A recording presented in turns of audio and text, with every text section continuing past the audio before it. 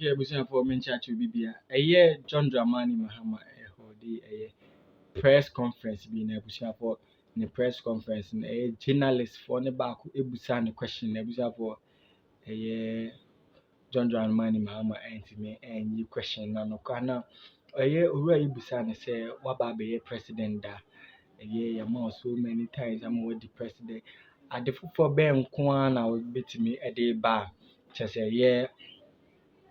Opposite 2024 we Ghana for a sato aba edema obiem na anu ya ye John Dramani Mahama ede to abonte no men pese meka mese so ba mi akwakuti anu ya John Dramani Mahama ede to abonte e fa sa question we ya ebusa no ho aye Ayeka TV aye the update and the trending news nko na edis me viewers na from so so subscribe to my channel obe like na do adwen cheso egu comment section akama kama.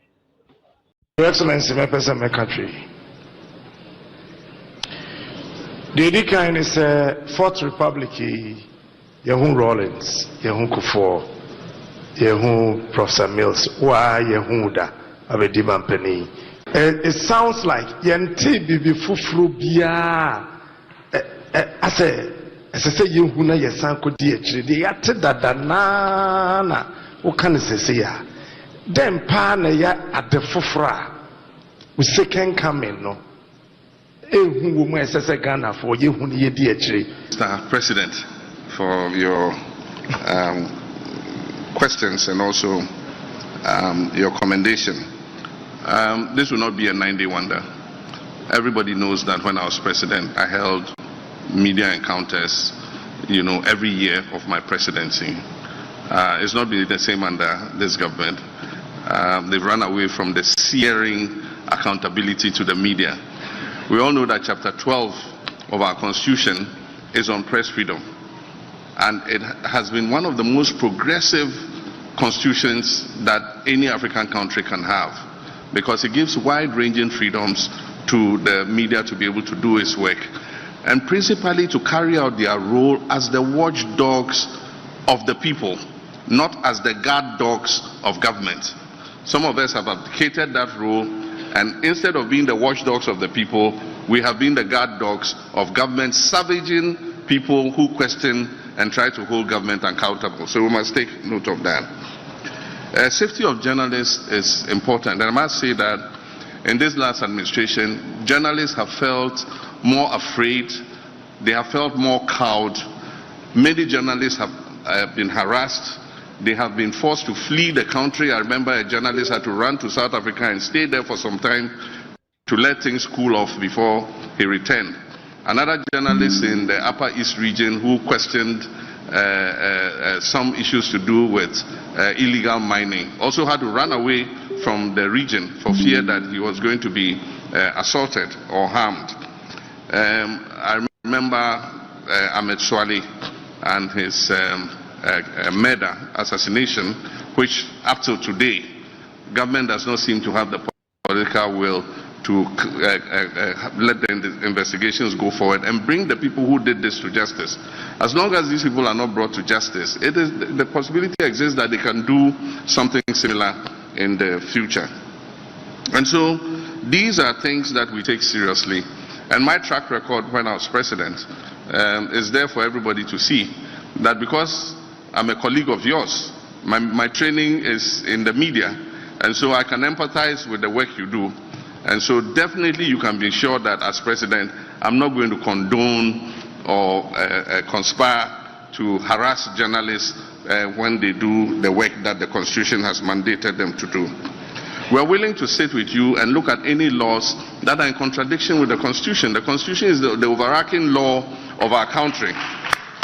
And so if there are any laws that are punitive and constrain the media from doing its work, there are laws that we can look at and we can amend if necessary. The low salaries are not only the state-owned media, they are even worse in the private media. They are even worse in the private media. And so it's something that we need to attend to. The thing about media is that it is driven mostly by adverts. Unfortunately, things have gotten worse because businesses are suffering currently. the budget for advertising has shrunk. And also because of the number of media that we have, dividing that little budget amongst the media makes it difficult to be able for the media owners to be able to guarantee bigger salaries. And so even in turning our economic fortunes around and bringing the private sector back onto the path of growth and growing our economy would create a bigger pot for us to be able to give more advertising to media houses so that they can improve the salaries of media people. But in the meantime, if you remember, we set up a media development fund. There were a few challenges at the time, and so we put it in abeyance for the meantime. But I think there is something that we can look at again. Set up a media development fund. Government puts seed money into it. It was meant to improve training of journalists. It was meant to attend to welfare of journalists and so on and so forth. And so it's something that we are willing to reactivate. And together with the GJA and all the other media umbrella groups, we'll sit down and see how this media development fund can inure to the benefit of people in the media space. And so those are all things that we are willing to look at. The other question was... So on the exchange rates. Yeah, on the exchange rates. The immediate issue with the exchange rate and the economy is that the best signal Ghanaians can send to both domestic and international investors is that we're ready to change the current trajectory on which we are. I think that if we hold a successful election, we demonstrate to the world and our people that we are willing to change this trajectory on which we are, that is leading us further into the abyss. It will restore confidence in the economy. That in itself will send a signal that stabilizes the foreign exchange. Currently, nobody has hope in where we're going.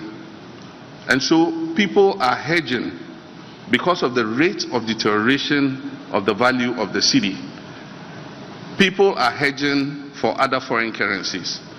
And when it happens like that, then it puts further pressure on the currency. And so we would instill fiscal discipline, because eventually the main driver of the economy is fiscal discipline and fiscal consolidation.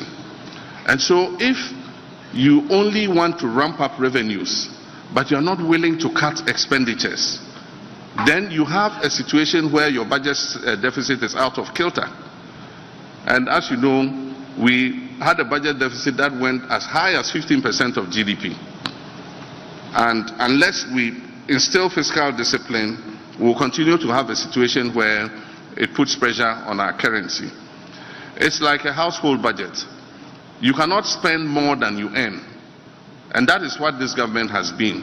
Spending more money than they earn. Borrowing more money than they can afford to pay. And that is what has, created the situation in which we are. So we must reduce the deficit. We must instill fiscal discipline. We must reduce the debt burden. And already there is a debt restructuring going on. And so we must continue the debt restructuring. But make sure that we put in the buffers so that we don't fall into this situation again. In my administration, we set up what we call the sinking fund. And we capped the stabilization fund. So any excess money that was above what should go to the stabilization fund went into the sinking fund. We also committed other revenues into the sinking fund so that we could anticipate debts that were becoming due and pay them. This government came and depleted the sinking fund and did not replenish it. And that is how we are ready for you. 15 years saw their taps flowing for the first time. Today I'm sure your taps flow twice a week or something. If you don't store water,